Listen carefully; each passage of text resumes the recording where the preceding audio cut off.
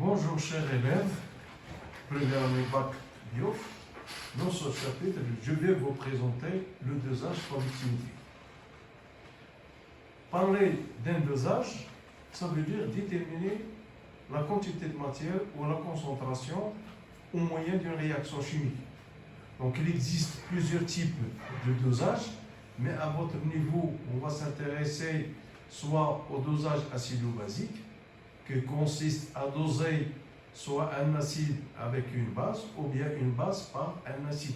Donc déterminer soit la concentration de l'acide, soit la concentration de la base, soit un dosage d'oxydoréduction, ça nécessite un couple oxydant-réducteur, soit on va doser l'oxydant, c'est-à-dire déterminer la concentration de l'oxydant ou déterminer la concentration de réducteur, ou bien un dosage conductimétrique qui consiste à suivre l'évolution de la concentration des ions présents dans la solution par la mesure soit de la conductance, soit de la conductivité.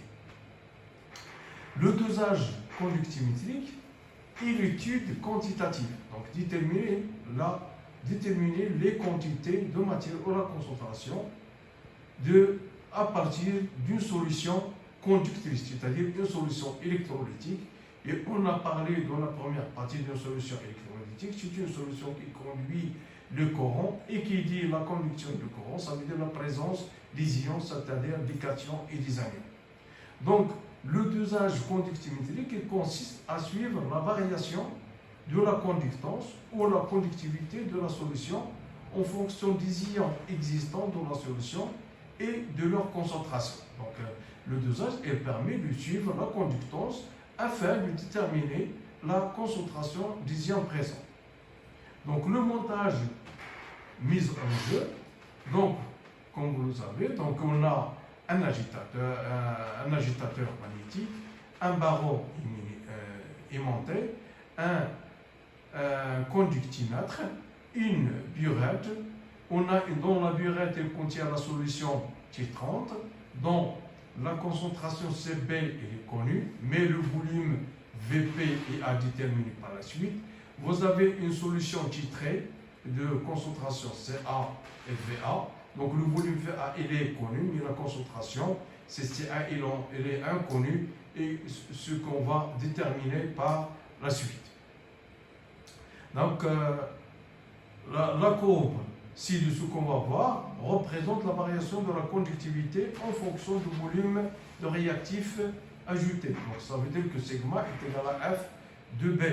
Donc le suivi de la courbe montre que dans un premier temps, la conductivité diminue, puis dans un second temps, elle augmente.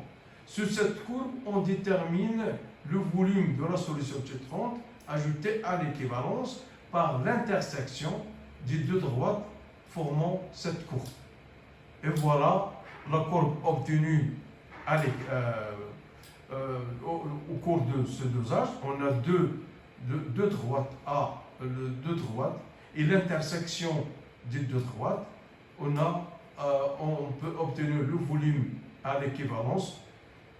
Donc cette première droite, c'était avant l'équivalence, et celle-là, c'est après l'équivalence. Donc lors d'un dosage, donc l'équivalence, c'est quoi l'équivalence? Lors d'un dosage, on appelle l'équivalence l'état du système chimique pour lequel le réactif titré devient le réactif limitant. Et vous connaissez c'est quoi un réactif limitant? C'est lui qui va être, sa quantité va être la première à être consommée. Avant l'équivalence, c'est le réactif titrant. C'est le réactif titrant, c'est-à-dire c'est le réactif qu'on trouve dans la burette. Mais à l'équivalence, c'est le réactif qui se trouve dans le bécher qui est limitant. Et le réactif limitant, à l'équivalence, les réactifs ont été introduits dans des proportions stoichiométriques. Et l'avancement de la réaction est noté Xm. Et si on considère la réaction suivante, on a AA plus petit p grand B, avec petit a et petit b sont les coefficients stoichiométriques, et C et petit d sont les coefficients stoichiométrique, et C et D, ce sont les produits, et A et grand P, ce sont les réactifs. Donc à l'équivalence, puisqu'on a une proportionnalité, on a la quantité de matière de A sur le coefficient stoichiométrique A est égal à la quantité de matière de B sur B, ce qui est équivalent, on remplace NA par CA, VA sur A, et NB par CB, VB à l'équivalence sur B.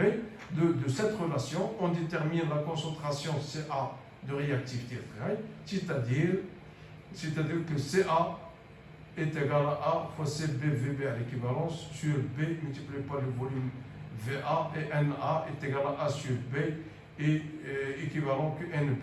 Et dans cette équation, donc on a CA, il est inconnu, A c'est une coefficient stoichiométrique, CB c'est la concentration de la solution titrante, VB c'est le volume obtenu par l'intersection de deux droites obtenu par la courbe sigma en fonction de B, et B c'est le coefficient stoichiométrique de B, et VA c'est le volume de la solution titrée, et comme ça on a obtenu la concentration CA qu'on cherche. Et merci de votre attention.